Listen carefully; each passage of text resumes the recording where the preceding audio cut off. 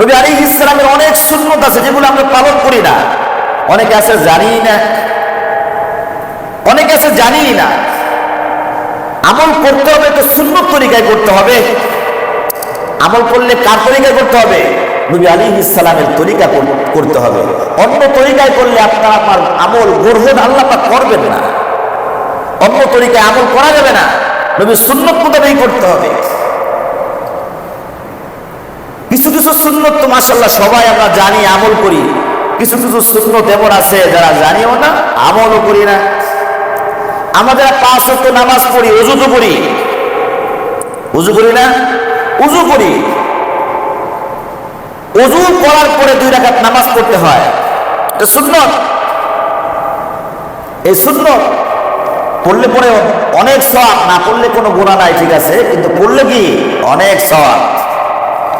নবী করিম সাল্লাল্লাহু আলাইহি ওয়াসাল্লাম মিরাজের রাত্রে জান্নাতের মধ্যে যখন ভ্রমণ করলেন, জান্নাতের মধ্যে যখন হাঁটতেছেন, নবী আলাইহিস সালাম দেখতেছেন নবী আলাইহিস সালামের সামনে সামনে বেলাল হাঁটে। নবী আলাইহিস সালাম দুনিয়ার মধ্যে আসলেন, আসার পরে বলতেছে, বেলাল কি ব্যাপার? জান্নাতের মধ্যে তোমার হাঁটার আওয়াজ আমি পাইলাম, আমি জান্নাতের মধ্যে হাঁটতেছি, দেখলাম তুমি আমার আগে আগে হাঁটতেছ। ও বেলাল, তোমার এমন কি আমল যেটা আল্লাহ পাক পছন্দ করছেন? জান্নাতের মধ্যে আমার আগে আগে হাঁটার তৌফিক তোমাকে আল্লাহ পাক দিয়ে দিয়েছেন। বেলাল, তুমি এমন কি আমল করো? বেলাল রাদিয়াল্লাহু তাআলা বলতেছে, ইয়া রাসূলুল্লাহ, ইয়া হাবিবাল্লাহ, আমার তেমন কোনো আলাদা আমল নাই। অন্য সাহাবীরা যে আমলগুলা করে আমিও সেই আমলগুলা করি। ইয়া রাসূলুল্লাহ, ইয়া হাবিবাল্লাহ, তবে একটা আমল হয়তো আমার আছে, ব্যতিক্রম একটা আমল আছে। নবী আলাইহিস সালাম বললেন, বেলাল বলো তোমার সেই আমলটা কি? বেলাল তখন বলল, ইয়া রাসূলুল্লাহ, ইয়া হাবিবাল্লাহ, বেলাল যখন ওযু করে, ওযু করার পরে সাথে সাথে 2 রাকাত নামাজ পড়ে। নবী আলাইহিস সালাম বলেন, বেলাল ঠিক আছে, এই আমলের কারণে জান্নাতের মধ্যে আমার আগে আগে তুমি হাঁটতেছিলা। তাহলে আমরা তো ওযু করি, এই যে একটা সুন্নত, যে একটা সুন্নত, এজন্য আমল করতে হবে। আল্লাহকে পাইতে হলে অনেক কিছু লাগে না তো। গাড়ি বাড়ি মালিক হওয়া আপনার জরুরি না। বিভিন্ন পাওয়ারের ব্যক্তিদের সাথে ওঠা বসা করতে গেলে, মোহাব্বত রাখতে গেলে, বন্ধুত্ব করতে গেলে গাড়ি লাগে, বাড়ি লাগে, টাকা পয়সা লাগে, ব্যাংক ব্যালেন্স লাগে, ইত্যাদি ইত্যাদি লাগে। কিন্তু আল্লাহ পাকের সাথে সম্পর্ক করতে গেলে আপনার এগুলো কিছুর প্রয়োজন নাই, কিছুর প্রয়োজন নাই, এমনি পাওয়া যাবেন, এমনি এমনি মিলে যাবে।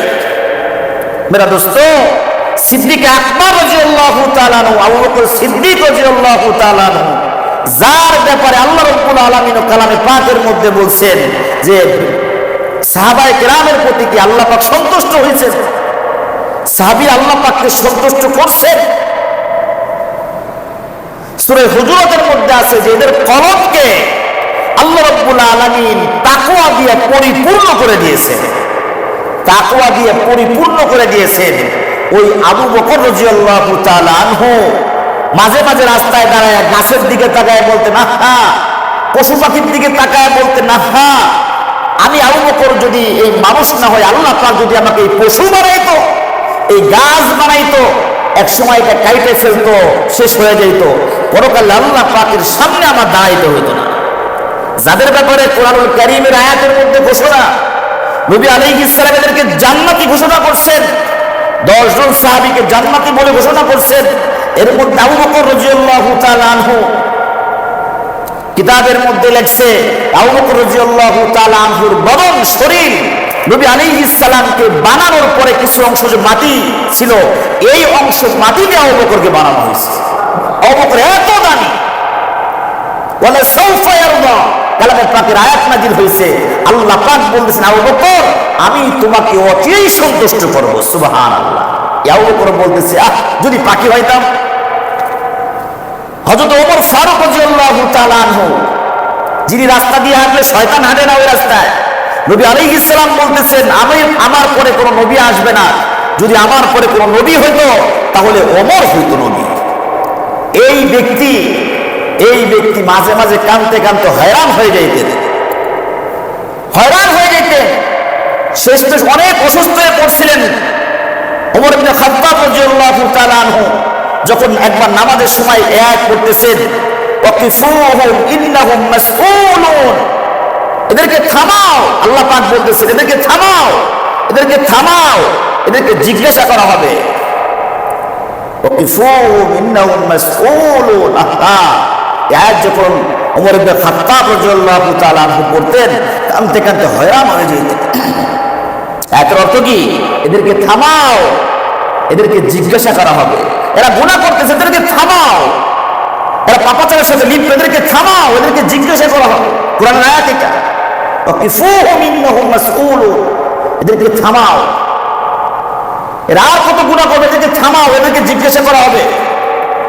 তো ওমর রাদিয়াল্লাহু তাআলা, হযরত উসমান রাদিয়াল্লাহু তাআলা একই হালত, কবর দেখলে কাঁদতে কাঁদতে হয়রান হয়ে যেতেন। কবর, উসমান রাদিয়াল্লাহু তাআলা একই অবস্থা। আল্লাহ, যদি এরকম কোনো কিছু না হইত। দাউদের গিফারি রাদিয়াল্লাহু তাআলা একই অবস্থা, তিনি কোনভাবে পেরেশান হয়ে যাইতেন। আল্লাহ পাকের সামনে জিজ্ঞেস করা হবে, আল্লাহ পাকের সামনে দায়িত্ব হবে, জিজ্ঞাসিত হবো আমরা। সাহাবায়ে কিরাম এত কিছু পাওয়ার পরেও তাদের জীবন যৌবন সব আল্লাহর জন্য কুরবান করছে, সব। রাহমাতুল্লাহি ওয়া বারাকাতুহু।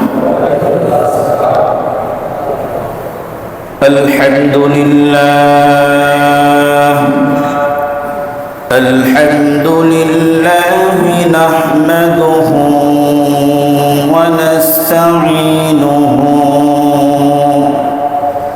ওয়া নাস্তাগফিরুহু ওয়া নু'মিনু বিহি ওয়া নাতাওয়াক্কালু আলাইহি ওয়া নাউযু বিল্লাহি মিন শুরুরি আনফুসিনা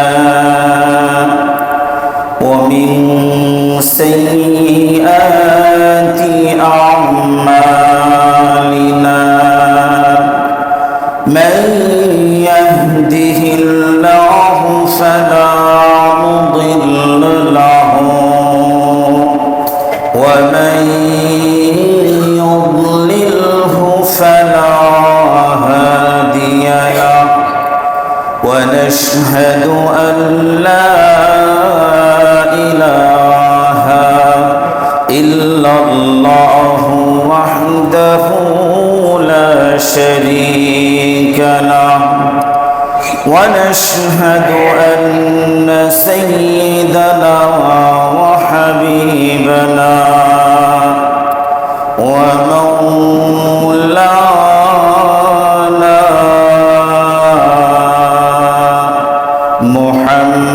محمدا عبده ورسوله. أما بعد فقد قال الله تبارك وتعالى في كلامه المجيد وفرقانه الحميد. أعوذ بالله من الشيطان الرجيم. بسم الله الرحمن الرحيم.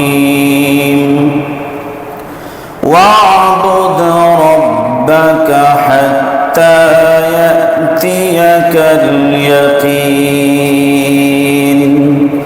وقال النبي صلى الله عليه وسلم طلب العلم فريضة على كل مسلم أو كما قال عليه الصلاة والسلام সকলেই দরুদ শরীফ পড়ি আল্লাহুম্মা সাল্লি আলা মুহাম্মাদিন ওয়া আলা আলি মুহাম্মাদ কামা সাল্লাইতা আলা ইব্রাহিম ওয়া আলা আলি ইব্রাহিম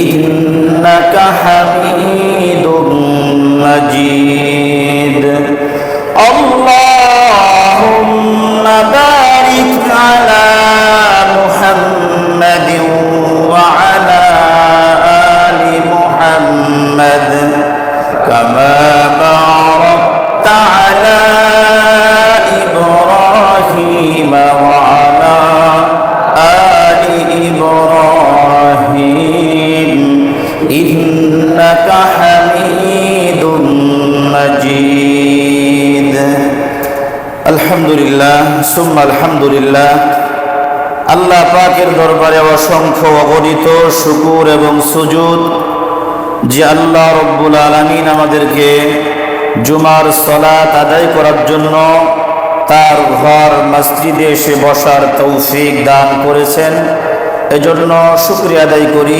আলহামদুলিল্লাহ আল্লাহ রাব্বুল আলামিন মানুষ এবং জিনকে বানাইছেন একমাত্র আল্লাহ পাকের ইবাদত করার জন্য এই বিষয়ে গত জুমা এবং তার আগের জুমায় আলোচনা হয়েছে গত জুমায় আমরা আলোচনা শুনছি যে আল্লাহ পাক যেহেতু ইবাদত করার জন্য বানিয়েছেন তো ইবাদত কতক্ষণ পর্যন্ত ইবাদত করব কত সময় পর্যন্ত ইবাদত করব এই বিষয়ে গত জুমায় আলোচনা হয়েছে আলহামদুলিল্লাহ তো কতক্ষণ পর্যন্ত কত সময় পর্যন্ত ইবাদত করব সূরা হিজরের 99 নম্বর আয়াতের মধ্যে আল্লাহ রাব্বুল আলামিন বলেন ওয়া'বুদ রাব্বাকা হাত্তা ইয়াতিয়াকাল ইয়াকিন যে তোমরা ইবাদত করো আমার গোলামি করো মৃত্যুর আগ পর্যন্ত কোন পর্যন্ত মৃত্যুর আগ পর্যন্ত ইবাদত করতে আল্লাহ পাক নির্দেশ দিয়েছেন এক ওয়াক্ত নামাজ পড়লেই পার পাওয়া যাবে না একবার দুইবার যাকাত আদায় করলেই পার পাওয়া যাবে না ইবাদত করতে হবে মৃত্যু পর্যন্ত কোন পর্যন্ত মৃত্যু পর্যন্ত কুরআনুল কারীমের মধ্যে সূরা মারিয়ামের মধ্যে হযরত ইয়াহইয়া আলাইহিস সালাম ঈসা আলাইহিস সালাম তিনিও এই ঘোষণা তার মায়ের কোল থেকে কোলের মধ্য থেকে দুনিয়ার মানুষকে এই ঘোষণা দিয়েছেন ওয়াউসানি বিসসালাতি ওয়াজ-যাকাতি মা দুমতু হাইয়া যে আল্লাহ পাক আমাকে আদেশ করেছেন সালাত কায়েম করতে যাকাত প্রদান করতে কোন পর্যন্ত মা দুমতু হাইয়া মৃত্যু পর্যন্ত মৃত্যুর আগ পর্যন্ত আপনার আমার ইবাদত করতেই হবে ইবাদত করতেই হবে আল্লাহ পাকের গোলামি আর দাসত্ব করতেই হবে আর আল্লাহ পাকের গোলামি আর দাসত্বের মধ্যে আছে অন্তরের শান্তি অন্তরের প্রশান্তি কোথায় আল্লাহ পাকের গোলামির মধ্যে অন্য কোন পন্থায় এই অন্তরের শান্তি পাওয়া যাবে না আল্লাহ পাকের গোলামির মধ্যেই শান্তি পাওয়া যাবে নবী আলাইহিস সালাম হাদিসে পাকের মধ্যে এই ব্যাপারে ইরশাদ করেছেন নবী করিম সাল্লাল্লাহু আলাইহি ওয়াসাল্লাম ইরশাদ করেছেন জুইলাত কুররাতু আইনি ফিস সালাহ আও কামা ক্বালা আলাইহিস সালাতু ওয়াস সালাম মুসনাদ আহমদ হাদিস নম্বর 23088 নম্বর হাদিস নবী করিম সাল্লাল্লাহু আলাইহি ওয়াসাল্লাম বলেন যে আমার নামাজের দ্বারায় আমার চক্ষু শীতল হয়। সুবহানাল্লাহ, চক্ষু শীতল হয় নামাজের দ্বারায়। নামাজ পড়লে পরে অন্তরের প্রশান্তি আসে। নবী করিম সাল্লাল্লাহু আলাইহি ওয়াসাল্লাম হযরত বিলাল রাদিয়াল্লাহু তাআলা আনহুকে বলতেছেন, ইয়া বিলাল আরিহনা বিসসালাহ, হে বিলাল নামাজের মাধ্যমে আমাদের অন্তরের মধ্যে প্রশান্তি নিয়ে আসো। মানে বিলাল কি নামাজের মাধ্যমে অন্তরে প্রশান্তি দিতে পারবে? না না, অর্থাৎ বিলাল ছিলেন নবী করিম সাল্লাল্লাহু আলাইহি ওয়াসাল্লামের মুয়াজ্জিন। কি ছিলেন? মুয়াজ্জিন ছিলেন। এজন্য বিলালকে বলছে আরিহনা বিসসালাহ, আরিহনা বিসসালাহ, বিলাল নামাজের দ্বারা অন্তরে প্রশান্তির ব্যবস্থা করো। মানে কি, বিলাল তুমি আজান দাও, নামাজের সময় হয়ে গেছে, আজান দাও, নামাজটা পড়ি, অন্তরে প্রশান্তি চলে আসবে। সাহাবায়ে কেরাম রাদিয়াল্লাহু তাআলা আনহুম নামাজের মধ্যে তাদের অন্তরের প্রশান্তি চলে আসতো, ভালো লাগতো। নেক আমল করার মাধ্যমেই, ইমানদারদের নেক আমল করার মাধ্যমেই অন্তরে প্রশান্তি আসা, এটাই জরুরি। ইমানদারদের অন্তরে প্রশান্তি আসবে আল্লাহ পাকের গোলামির মাধ্যমে, নামাজের মাধ্যমে, জিকিরের মাধ্যমে, কোরআনুল কারীমের তেলাওয়াতের মাধ্যমে মুমিন ব্যক্তির অন্তরে প্রশান্তি আসবে। দুনিয়াতে কোথাও খুঁজে পাওয়া যাবে না, অন্তরের শান্তি কোথাও খুঁজে পাওয়া যাবে না। আপনি নামি দামি খাট কিনতে পারেন, কিন্তু টাকা দিয়ে ঘুম কিনতে পারবেন না। দামি বালিশ আপনি কিনতে পারবেন, ঘুম কিনতে পারবেন না মেরা দোস্ত। এজন্য অন্তরের প্রশান্তির জায়গা কোথায়? আল্লাহ পাকের গোলামি করার মাধ্যমে। এজন্য আল্লাহ পাকের গোলামি করতে হবে মৃত্যু পর্যন্ত। কোন পর্যন্ত? মৃত্যু পর্যন্ত।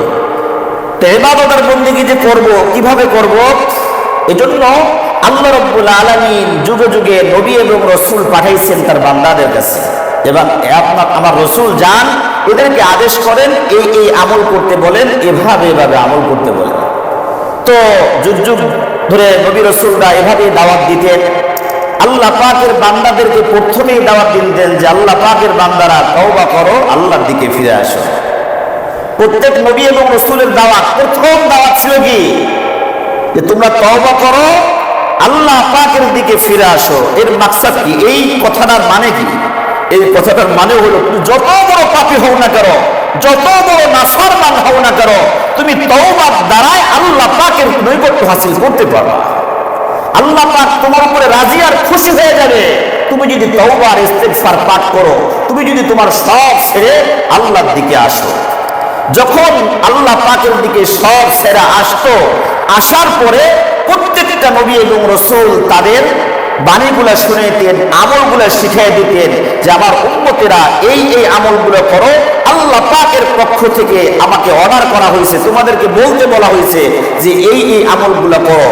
সেভাবে ওই নবীর সাহাবীরা নবী আলাইহিস সালামদের কাছ থেকে শুনে সেভাবে কি আমল করতেন। তা আমাদের নবী আলাইহিস সালাম যখন আমরা আখির নবীর উম্মত, আমরা আমল করব কিভাবে? আমার নবীর সুন্নত, আমাদের নবী মুহাম্মদুর রাসূলুল্লাহ সাল্লাল্লাহু আলাইহি ওয়াসাল্লামের সুন্নতকে অনুসরণ করলেই আল্লাহ পাকের পরিপূর্ণ গোলামি করা হবে। আল্লাহ পাকের গোলামি করা হবে। আল্লাহ রাব্বুল আলামিন কালামে পাকের মধ্যে ঘোষণা করেছেন, মাইয়ুতির রাসূলা ফাকাদ আতা আল্লাহ, মাইয়ুতির রাসূল ফাকাদ আতা আল্লাহ। যে আমার যে ব্যক্তি আমার রাসূলকে অনুসরণ করলো, রাসূলের সুন্নতকে যে ব্যক্তি মানলো, সে ব্যক্তি আমি রবকে মানলো। সুবহানাল্লাহ। তাহলে রাসূলের সুন্নত পালন করলে কি হবে? রবের আদেশ নিষেধ বিধি নিষেধ চলে আসবে সবকিছু। আর আল্লাহ নবী সাল্লাল্লাহু আলাইহি ওয়াসাল্লাম নিজের পক্ষ থেকে বানায়া কোনো কথা বলেন নাই, আল্লাহ পাকের নির্দেশেই এগুলো বলেছেন। এজন্য নবী আলাইহিস সালামদের সুন্নত মোতাবেক যে সমস্ত উম্মতরা চলছে, তারা দুনিয়াতে কামিয়াব হয়ে গেছে। কি হয়ে গেছে ভাই? তারা কামিয়াব হয়ে গেছে। এজন্য আমরাও আমাদের নবী আলাইহিস সালামের সুন্নতকে যদি আমরা আঁকড়ে ধরি, তাহলে আমরা পথভ্রষ্ট হব না, আমরা সফলতা অর্জন করতে পারবো। দুনিয়াও তো কামিয়াব হব, পরকালে আল্লাহ পাক কামিয়াব করবেন ইনশাআল্লাহ। এজন্য নবী আলাইহিস সালামের সুন্নতকে ফলো করা। এখন আপনি আগে নামাজ কালাম কোনো কিছুই পড়েন নাই, কোনো কিছুই কোনো আমলই করেন নাই। এখন কোরআন হাদিসের দিকে আপনি আসতেছেন, সুন্নতের প্রতি ওঠার চেষ্টা করতেছেন, আল্লাহ পাকের গোলাম হতে চাচ্ছেন, সেক্ষেত্রে আপনি কি করবেন? এখন নামাজ পড়বেন, নামাজ ফরজ হয়ে গেছে, আপনার বলতো নামাজ আগের থেকেই ফরজ, নামাজটা ফরজ, নামাজ কিভাবে আদায় করব? তা নামাজ নবী আলাইহিস সালামের সুন্নত মোতাবেক নামাজটা আপনার শিখতে হবে। নবীর সুন্নত কিভাবে নবী আলাইহিস সালাম নামাজ আদায় করছেন, যখন যাকাত দিবে নবী আলাইহিস সালাম কিভাবে যাকাত দিয়েছেন, কিভাবে নবী আলাইহিস সালাম হজ করছেন, কিভাবে নবী আলাইহিস সালাম এই আমলগুলো করছেন, কিভাবে নবী আলাইহিস সালাম সমাজের মানুষের সাথে কিরকম আচরণ করছেন, বড়দের সাথে কিরকম আচরণ করছেন, বাচ্চাদের সাথে কিরকম আচরণ করছেন, এরকম ভাবে নবীর সুন্নতের মধ্যে আপনার জিন্দেগিতে যা যা দরকার নবী আলাইহিস সালামের সুন্নতের মধ্যে আছে। এগুলা আপনি যা যা করবেন এগুলো প্রত্যেকটার মধ্যে সুন্নত আছে। আপনি শুধু নবী আলাইহিস সালামের সুন্নতকে অনুসরণ করাই আপনার জরুরি, করলেই আমি কামিয়াব। এজন্য মেরা দোস্ত, আমরা যখন এই দিনের পথে যখন আসি তখন আমরা একটু আমলি হই, নামাজি হই, দিনদার মুত্তাকি হই, পরহেজগার হওয়ার চেষ্টা করি। বুঝে আসছে না ভাই? আমলে আসি না আমরা? তা আমল করার ক্ষেত্রেও আমল কয়েক প্রকার আমল আছে, কয়েক প্রকারের আমল আছে, আমল কিছু প্রকার ভেদ আছে। এক প্রকারের আমল হলো যেটা কলবি আমল, কলবি অন্তরের দ্বারা এটা হয়। যেমন প্রত্যেকটা কাজ যখন ইখলাস আর তাকওয়া লাগবে, এটা কোত্থেকে আসবে? কলবের মধ্যে আসবে। একটা হলো কলবি, আর একটা হলো বাদানি, আর একটা হলো জিসমি, মানে মালি। কলবি, বাদানি আর হলো মালি। কলবি যেটা অন্তরের মধ্যে, আপনার অন্তরকে পরিশুদ্ধ করতে হবে, সহি করতে হবে, নিয়তকে সহি করা, নিয়তকে শুদ্ধ করা, এটা অন্তর থেকে হবে। এই আমলগুলা অন্তরের, আর যেগুলো আমল অন্তর দিয়ে ঠিক করতে হবে। যেগুলা বাদানি, শরীর দিয়ে যেগুলো দরকার, যেমন হজ করতে অর্থও লাগে আবার শরীরের শক্তিও লাগে, দুটোটাই আপনার লাগবে। জিহাদ করতে নিজের শক্তির প্রয়োজন আছে, এগুলা লাগবে। যাকাত দিলে মালের দরকার, এজন্য ওগুলা মালের দিক দিয়ে আদায় করতে হবে। এইগুলা একটা প্রকার, এই জন্য এই প্রকারটাও আপনার আমার পরিপূর্ণভাবে আদায় করা, কলবিটা কলব দিয়ে আদর করা, মালিয়ে যেগুলা মালের দিক দিয়েই সেগুলো আদায় করা। আর যেগুলো হলো বাদানি, শরীরের মধ্যে শরীর খাটাইতে হবে, শক্তি খাটাইতে হবে, এগুলাও আপনার আমার আমল করতে হবে। যেমন নামাজ কালাম করতে কি লাগে? শরীরের শক্তি লাগে। হজ করতে গেলে কি লাগে? শরীরের শক্তি লাগে। এ তো ইবাদত, এই তিন প্রকারের ইবাদত। তাহলে ইবাদত প্রকারের দিক দিল, আর একটা প্রকার আছে হলো ফরজ আছে, ফরজ, ওয়াজিব, সুন্নতে মুআক্কাদা, সুন্নতে গায়রে মুআক্কাদা, নফল, মুস্তাহাব। এগুলো শুনছেন না আপনারা? ফরজ, ওয়াজিব এটা কোনো মতেই ছাড়া যাবে না, ফরজ ওয়াজিব কোনো মতেই ছাড়া যাবে না। ফরজ আর ওয়াজিব আমল করতেই হবে। এই দুটি করলে আল্লাহ রাব্বুল আলামিন মারাত্মক ধরনের শাস্তির ব্যবস্থা করেছেন। ফরজ আর ওয়াজিব ছাড়া যাবে না, সুন্নতে মুআক্কাদাও ছাড়া যাবে না, সুন্নতে মুআক্কাদাও ছাড়া যাবে না। যদি কোনো কারণ বশত হয়, সফরের হালতে হয়, অথবা বিভিন্ন কারণে অজুহাতে যদি সুন্নতে মুআক্কাদা বাদ পড়ে যায়, সেক্ষেত্রে আল্লাহ পাক মাফ করবেন। তবে কারণ ছাড়া সবসময় সুন্নতকে ছেড়ে দিবেন, এটা পারবেন না। সুন্নতে মুআক্কাদা যেটা গায়রে মুআক্কাদা আর নফল, এগুলো আপনি পড়লেও সওয়াব আছে, না পড়লে কোনো কি নাই, গুনাহ নাই। পড়লে সওয়াব আছে, না পড়লে কি নাই, কোনো গুনাহ নাই। এই জন্য পড়লে সওয়াব আছে, না পড়লে কোনো গুনাহ নাই। গুনাহ নাই ঠিক আছে, বাকি যদি নফল আর মুস্তাহাব কেউ আমল করে, তাহলে আল্লাহ রাব্বুল আলামিন এর অনেক অনেক বদলা দিয়ে থাকেন, অনেক অনেক বদলা দিয়ে থাকেন। তাহলে এই কয়টা আমলের কথা আজকে বললাম। ফরজ আর ওয়াজিব এটা বালেগা হওয়ার পর থেকে মৃত্যু পর্যন্ত কোনো প্রকারের ছাড় নাই, আমল করতেই হবে। এটা আপনার আমল করতেই হবে। সুন্নতে মুআক্কাদার পাবন্দি করতেই হবে, গায়রে মুআক্কাদা, নফল আর মুস্তাহাব এগুলো যদি আপনি করেন, করলে সওয়াব আছে, না করলে কোনো গুনাহ নাই, তবে করলে পরে অনেক অনেক ফায়দা, করলে পরে কি অনেক অনেক ফায়দা।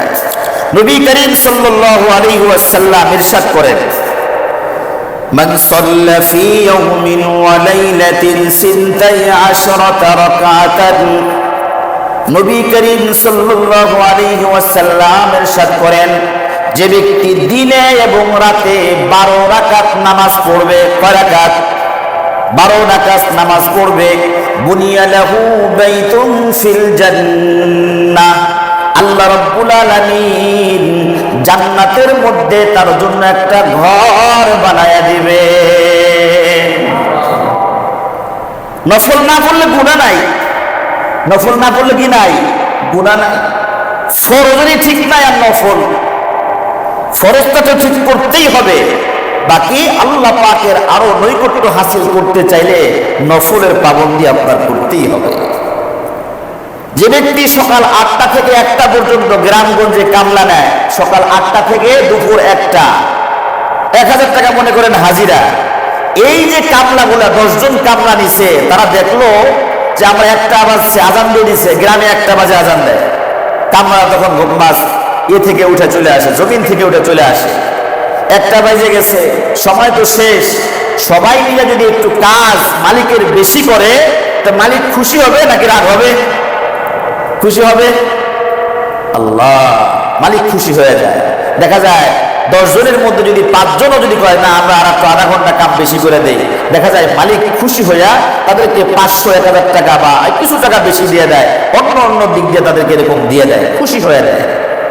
আপনার একজন উপকার করলে, দায়িত্ব দিয়ে রাখছেন, এর থেকে বেশি করলে কি মানুষ খুশি হয়? আর এটা হলো কি, এটা আমার স্বার্থ, আপনার স্বার্থ, আর আল্লাহ পাকের কোনো স্বার্থ নাই। আপনি আমি ইবাদত না করলে আল্লাহ পাকের কিচ্ছু যায় আসে না, আল্লাহ পাকের কিচ্ছু যায় আসে না, বরং ইবাদত করলে ফায়দা কার? আপনার আর আমার। ফরজ ওয়াজিব বান্দা তুমি করবাই, তুমি এটা করবাই।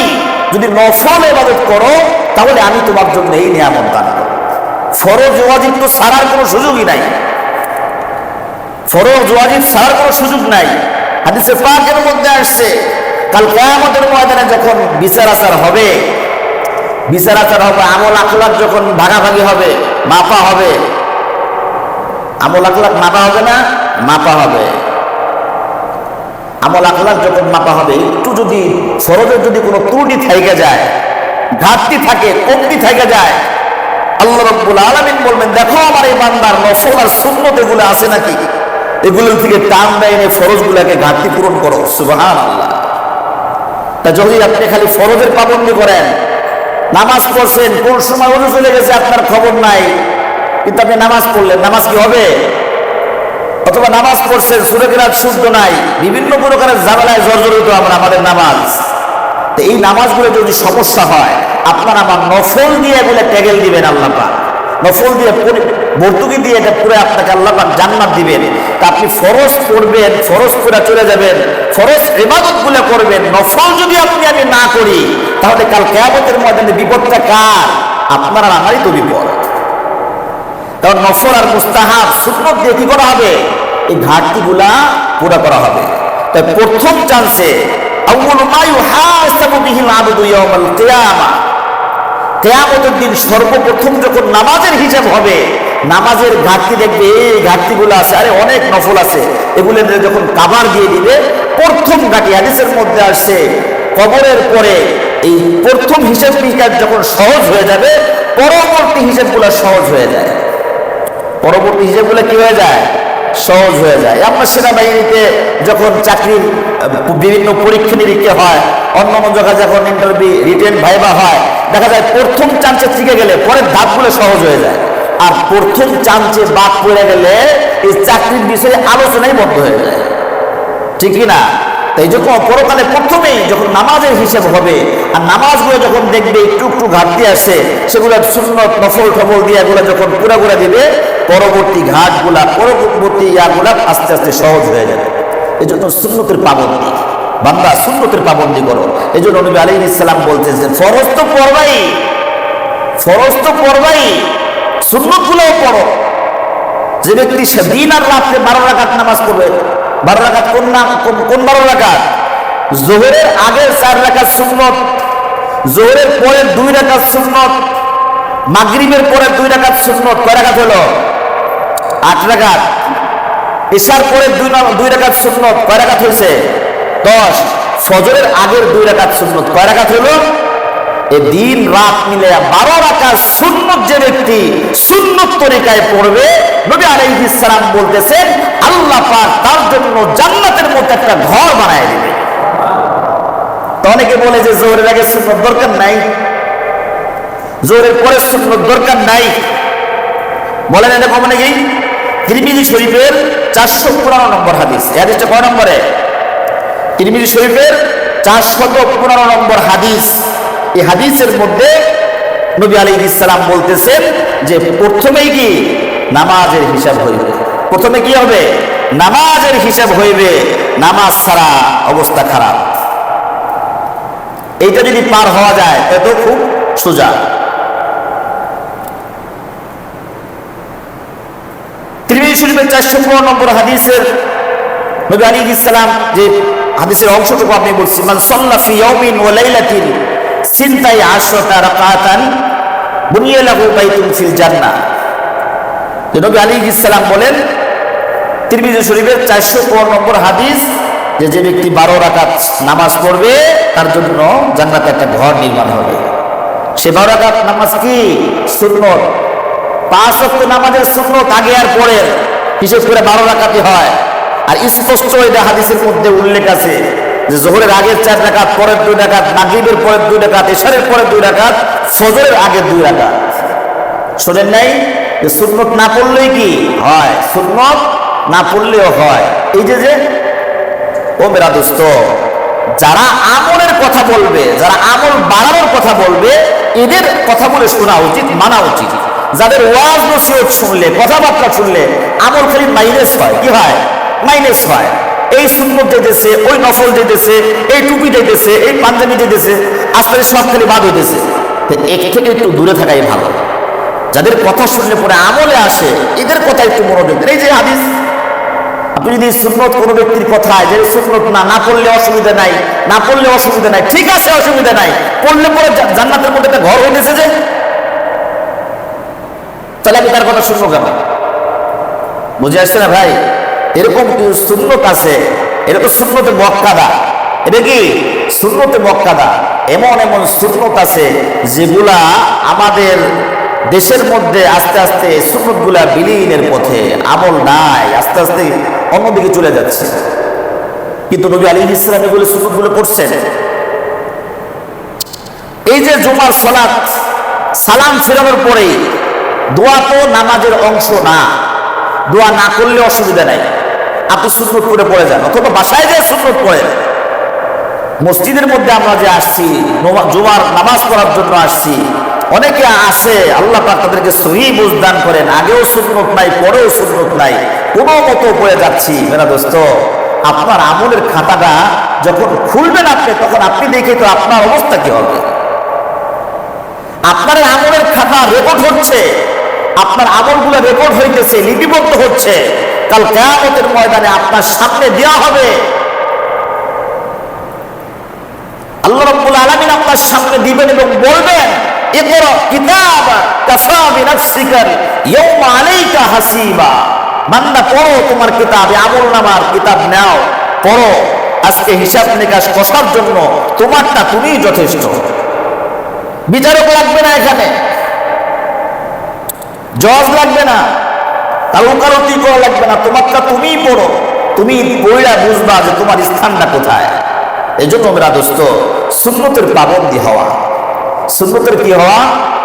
পাবন্দি হওয়া। ফরজ ওয়াজিব কোনো মতেই জানে ছাড়া চাই না, ছাড়া কোনো সুযোগ নাই, করতেই হবে। আপনার ফরজ ওয়াজিবগুলো আমল করতেই হবে, সুন্নতের পাবন্দি করতে হবে। কারণ আল্লাহ রাব্বুল আলামিন কুরআনুল কারীমের সূরা রাদ 28 নম্বর আয়াতের মধ্যে আল্লাহ রাব্বুল আলামিন বলতেছেন, আলা বিযিকরিল্লাহি তাতমাইন্নুল কুলুব। ও দুনিয়ার মানুষ, তোমরা শুনে রাখো, শুনে রাখো, আল্লাহ পাকের জিকির দ্বারায় অন্তরের প্রশান্তি আসে। তাফসীরের কিতাবের মধ্যে লেখছে শুধু আল্লাহ আল্লাহ আল্লাহ আল্লাহ বললেই আল্লাহ পাকের জিকির হয় না, শুধু লা ইলাহা ইল্লাল্লাহ বললেই আল্লাহ পাকের জিকির হয় না, সুবহানাল্লাহ আলহামদুলিল্লাহ বললেই আল্লাহ পাকের জিকির হয় না। এই কিতাবের মধ্যে লেখছে আল্লাহ পাকের জিকির হইল পরিপূর্ণভাবে আল্লাহ পাকের গোলামি করা। আল্লাহ পাক যেগুলোকে আদেশ করছেন করার জন্য সেগুলা করা, যেগুলা নিষেধ করেছেন সেগুলা না করা। যখন এভাবে মানুষ আমল করবে, নবী আলাইহিস সালামের সুন্নত মোতাবেক যখন আমল করবে, ওই ব্যক্তির অন্তরের মধ্যে আল্লাহ পাক প্রশান্তি ঢেলে দিবে।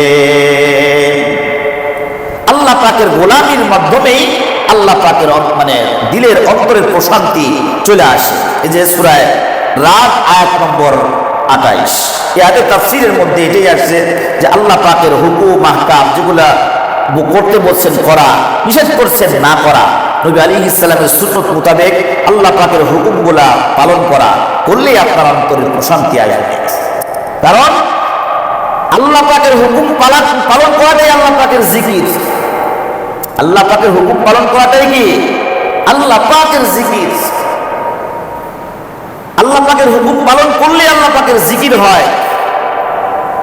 গত জুমায় বলছিলাম যে ইশার সালাত যদি কোনো ব্যক্তি পড়ে জামাতের সাথে দোয়া দুরূদ পড়ে যদি ঘুমায়, আবার ফজরের সালাত যদি মসজিদে এসে পড়ে, তাহলে সারা রাত ইবাদত করার সব আল্লাহ পাক তার আমলনামায় দিয়ে দেয়। হাদিসটা গত জুমায় শোনাইছিলাম। তাহলে ঘুমটাও কি হয়ে গেল? নামাজির ঘুমটাও নামাজের অন্তর্ভুক্ত হয়ে গেল। জিকিরকারী জাকিরিনদের ঘুমটাও জিকিরের অন্তর্ভুক্ত হয়ে গেল। যে ব্যক্তি কালামে পাকের তেলাওয়াত করত, ওই ব্যক্তি সারা রাত কালামে পাকের তেলাওয়াতটা তার আমলনামায় আল্লাহ পাক দিয়ে দিলেন। এজন্য আল্লাহ পাকের হুকুম যে ব্যক্তি পালন করে, মুমিন ব্যক্তির হার হালতে প্রতিটা মুহূর্তই ইবাদত। যারা মুমিন ব্যক্তি প্রতিটা মুহূর্তই তার ইবাদত, প্রতিটা মুহূর্ত। সে রাস্তা দিয়ে হাঁটলে ইবাদত, সে কারোর সাথে কথাবার্তা বললেও ইবাদত, সে মসজিদে প্রবেশ করবে ইবাদত, সে বাথরুমে প্রবেশ করবে ইবাদত, সে বাজার ঘাটে যাবে এটা ইবাদত, সে সফরে যাবে এটাও ইবাদত। কারণ সে নবীর সুন্নত তরিকা মতো এই কাজটা করবে। যে ব্যক্তি বাজারে যাবে সেও দোয়া কালাম পড়ে বাজারে যাবে, বাজারে যে একটা দোয়া আছে এই দোয়াটা পড়লে আল্লাহ রাব্বুল আলামিন অনেক অনেক নেকি দান করেন। বাথরুমে যাবার দোয়া আছে, রাস্তা দিয়ে হাঁটার দোয়া আছে। তো যখন আপনি এইগুলা কাজগুলো সুন্নত তরিকায় করবেন, তাহলে প্রতিটা মুহূর্ত কি হবে? আপনার আমার ইবাদত হবে, আপনার আমার ইবাদত হবে। এজন্য সুন্নতের পাবন্দি করা। যারা বলে এটা সুন্নত না, এটা দরকার নাই, ওটা দরকার নাই, মেরা দোস্ত এদিকে আপনি আগায়েন না। আপনি সুন্নতের পাবন্দি করেন, পাবন্দি হন, আপনি আমল করেন, আল্লাহ পাকের অতি কাছে আপনি চলে যাবেন। নবী আলাইহিস সালামের অনেক সুন্নত আছে যেগুলো আমরা পালন করি না। অনেকে আছে জানি না, অনেকে আছে জানি না। আমল করতে হবে তো সুন্নত তরিকায় করতে হবে। আমল করলে কার তরিকায় করতে হবে? নবী আলাইহিস সালামের তরিকা করতে হবে। অন্য তরিকায় করলে আপনার আমার আমল গ্রহণ আল্লাহ পাক করবেন না। অন্য তরিকায় আমল করা যাবে না, নবী সুন্নত মোতাবেক করতে হবে। কিছু কিছু সুন্নত তো মাশাআল্লাহ সবাই আমরা জানি, আমল করি। কিছু কিছু সুন্নত এমন আছে যারা জানিও না, আমলও করি না। আমাদের 5 ওয়াক্ত নামাজ পড়ি, ওযু তো করি, ওযু করি না? ওযু করি। ওযু করার পরে 2 রাকাত নামাজ পড়তে হয়, এটা সুন্নত। এই সুন্নত পড়লে পরে অনেক সওয়াব, না পড়লে কোনো গুনাহ নাই, ঠিক আছে, কিন্তু পড়লে কি অনেক সওয়াব। নবী করিম সাল্লাল্লাহু আলাইহি ওয়াসাল্লাম মিরাজের রাত্রে জান্নাতের মধ্যে যখন ভ্রমণ করলেন, জান্নাতের মধ্যে যখন হাঁটতেছেন, নবী আলাইহিস সালাম দেখতেছেন নবী আলাইহিস সালামের সামনে সামনে বেলাল হাঁটে। নবী আলাইহিস সালাম দুনিয়ার মধ্যে আসলেন, আসার পরে বলতেছে, বেলাল কি ব্যাপার? জান্নাতের মধ্যে তোমার হাঁটার আওয়াজ আমি পাইলাম, আমি জান্নাতের মধ্যে হাঁটতেছি, দেখলাম তুমি আমার আগে আগে হাঁটতেছ। ও বেলাল, তোমার এমন কি আমল যেটা আল্লাহ পাক পছন্দ করছেন? জান্নাতের মধ্যে আমার আগে আগে হাঁটার তৌফিক তোমাকে আল্লাহ পাক দিয়ে দিয়েছেন। বেলাল, তুমি এমন কি আমল করো? বেলাল রাদিয়াল্লাহু তাআলা বলতেছে, ইয়া রাসূলুল্লাহ, ইয়া হাবিবাল্লাহ, আমার তেমন কোনো আলাদা আমল নাই। অন্য অন্য সাহাবীরা যেই আমলগুলা করে আমিও সেই আমলগুলা করি। ইয়া রাসূলুল্লাহ, ইয়া হাবিবাল্লাহ, তবে একটা আমল হয়তোবা আমার আছে, ব্যতিক্রম একটা আমল আছে। নবী আলাইহিস সালাম বললেন, বেলাল বলো তোমার সেই আমলটা কি? বেলাল তখন বলল, ইয়া রাসূলুল্লাহ, ইয়া হাবিবাল্লাহ, বেলাল যখন ওযু করে, ওযু করার পরে সাথে সাথে 2 রাকাত নামাজ পড়ে। নবী আলাইহিস সালাম বলেন, বেলাল ঠিক আছে, এই আমলের কারণে জান্নাতের মধ্যে আমার আগে আগে তুমি হাঁটতেছিলা।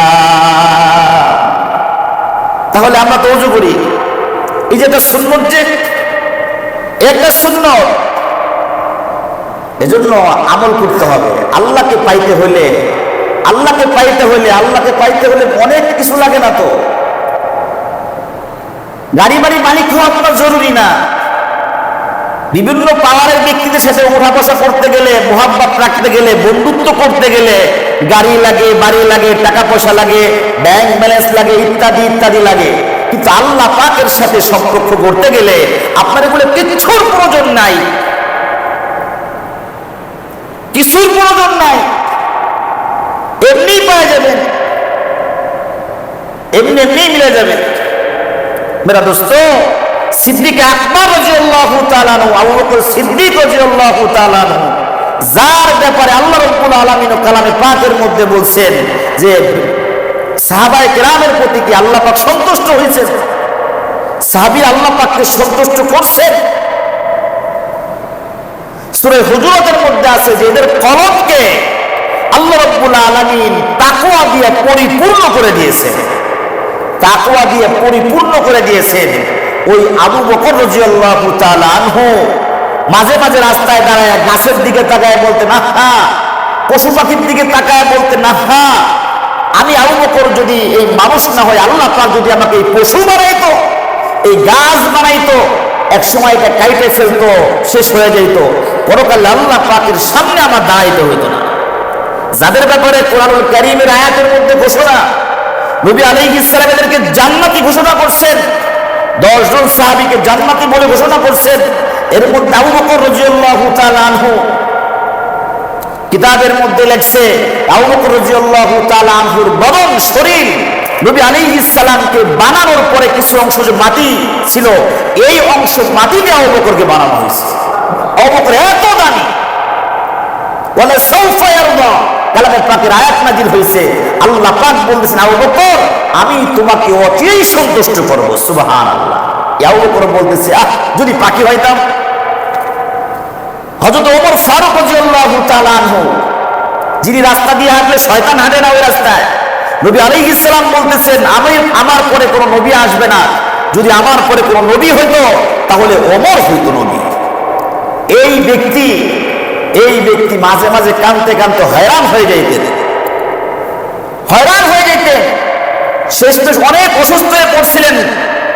ওমর ইবনে খাত্তাব রাদিয়াল্লাহু তাআলা আনহু যখন একবার নামাজের সময় আয়াত পড়তেছেন, ওয়াকিফুহুম ইন্নাহুম মাসউলুন, এদেরকে থামাও, আল্লাহ পাক বলতেছেন এদেরকে থামাও, এদেরকে থামাও, এদেরকে জিজ্ঞাসা করা হবে। ওয়াকিফুহুম ইন্নাহুম মাসউলুন, আয়াত যখন ওমর ইবনে খাত্তাব রাদিয়াল্লাহু তাআলা আনহু পড়তেন, কাঁদতে কাঁদতে হয়রান হয়ে যেতেন। আয়াতের অর্থ কি? এদেরকে থামাও, এদেরকে জিজ্ঞাসা করা হবে।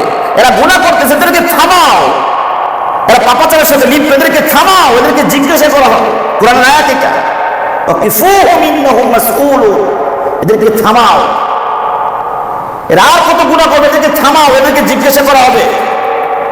তো ওমর রাদিয়াল্লাহু তাআলা, হযরত উসমান রাদিয়াল্লাহু তাআলা একই হালত, কবর দেখলে কাঁদতে কাঁদতে হয়রান হয়ে যেতেন। কবর, উসমান রাদিয়াল্লাহু তাআলা একই অবস্থা। আল্লাহ, যদি এরকম কোনো কিছু না হইত।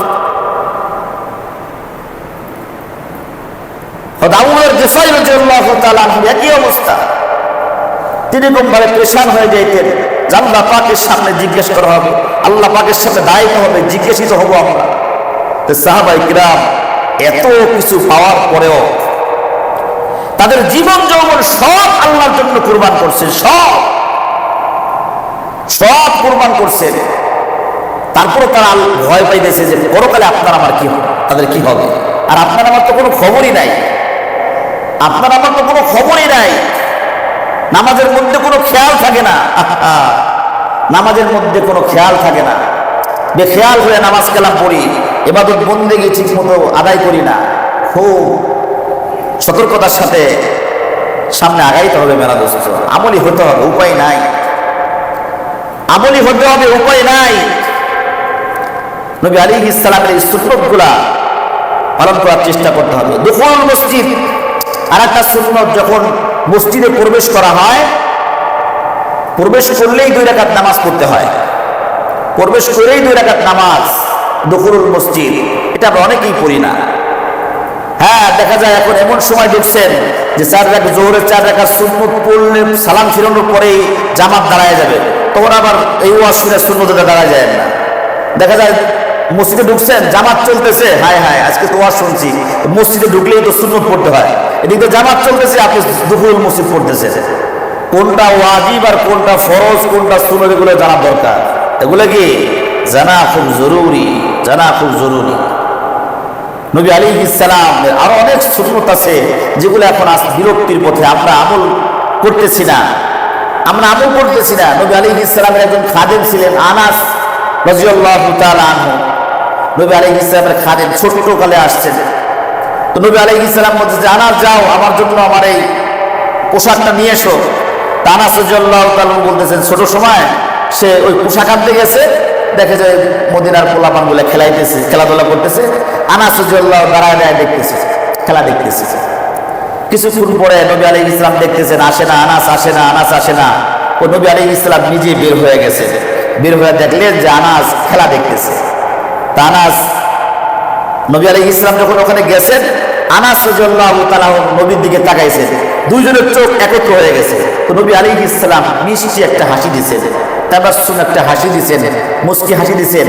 আনাস রাদিয়াল্লাহু তাআলা বলেন যে ওই হাসিতেই আমার খবর হয়ে গেছে, আর আমার কোনোদিন এরকম হয় নাই। তো নবী আলাইহিস সালাম আমাকে কিছুই বলেন নাই।